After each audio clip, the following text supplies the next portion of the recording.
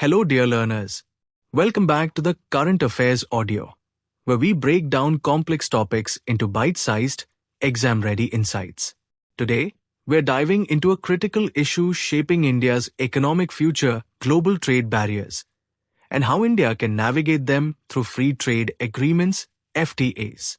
With rising protectionism worldwide, especially in developed nations like the US, India's trade strategy is more important than ever.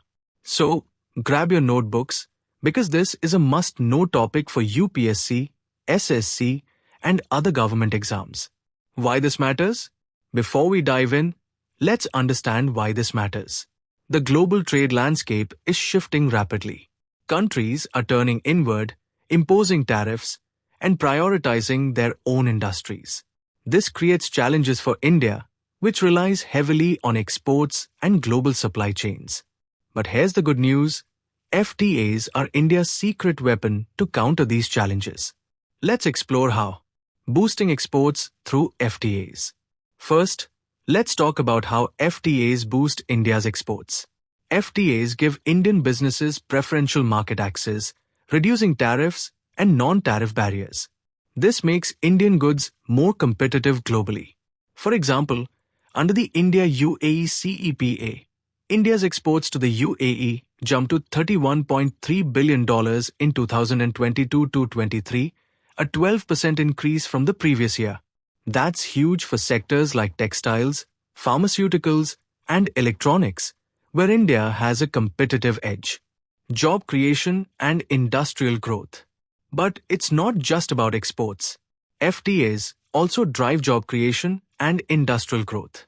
By opening new markets, FTAs encourage Indian manufacturers to scale up.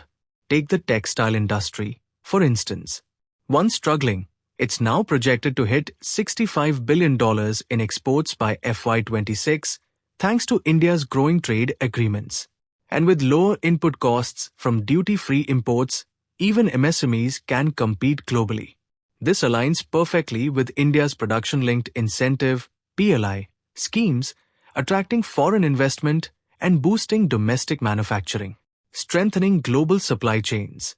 Next, let's talk about global supply chains. FTAs help India integrate into global value chains, GVCs, by promoting trade in intermediate goods. This reduces our dependency on single sources like China. With initiatives like Make in India, India is positioning itself as a global manufacturing hub. Ongoing FTA negotiations with the UK, EU, and Canada aim to boost sectors like automobiles, electronics, and IT services, further enhancing India's role in GVCs. Attracting foreign direct investment, FDI. FTAs also attract foreign direct investment, FDI. By ensuring a stable trade environment, FTAs boost investor confidence. For example, the India Republic of Korea CEPA eases restrictions on foreign investments, benefiting both countries. And in 2021, the UAE pledged $75 billion to India for clean energy projects. These investments are crucial for India's growth, especially in manufacturing and services. Ensuring energy security. Energy security is another big win from FTAs. Trade agreements facilitate duty-free or concessional imports of critical resources like crude oil, LNG, and rare earth minerals. This is vital as India transitions to clean energy and reduces dependency on a few countries. For instance, India is partnering with Australia through the Mineral Security Partnership (MSP) to secure rare earth minerals. These steps ensure supply chain resilience and support India's green energy goals. Boosting agricultural exports. FTAs also open new markets for India's agricultural exports. Products like rice, spices, and marine products gain access to global markets, boosting farmer incomes and rural development. However, we must protect vulnerable sectors like dairy from excessive competition. For example, the India-Japan CEPA removes duties on 90% of traded products, including many agricultural goods, creating new opportunities for Indian farmers. Challenges of rising protectionism. But it's not all smooth sailing. Rising protectionism poses serious challenges. Countries like the US and EU are imposing higher tariffs and non-tariff barriers, hurting Indian exports. For instance, the EU plans to impose 20 to 35% tariffs on high-carbon goods like steel and cement from 2026, which could impact Indian manufacturers. And the US-China trade war has disrupted global trade flows, indirectly affecting India's exports and investments. Impact on India's IT sector. India's IT sector is also feeling the heat.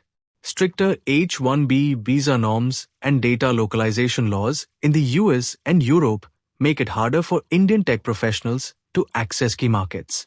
In 2023, Indian workers received only 72.3% of H-1B visas, down from previous years. This weakens India's dominance in global IT services, affecting employment and foreign exchange earnings. Supply chain disruptions and rising costs.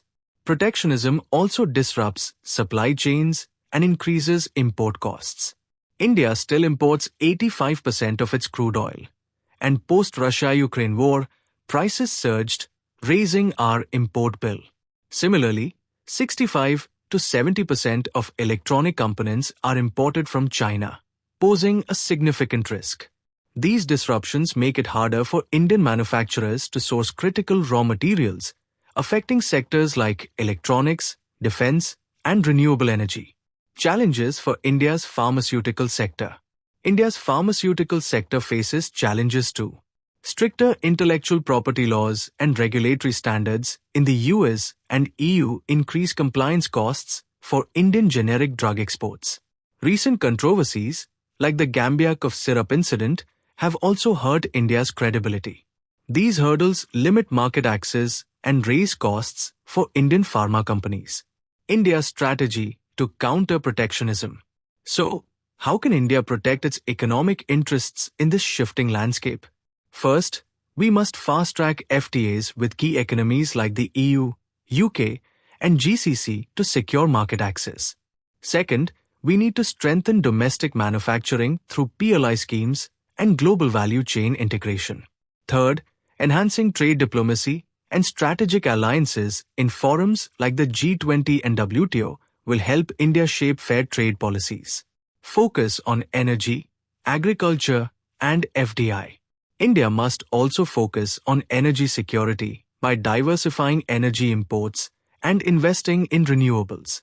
Modernizing agriculture and boosting agro-exports will strengthen rural economies. And attracting FDI through investor-friendly policies will drive industrial growth. By balancing domestic protection with global competitiveness, India can secure its geo-economic interests. Conclusion.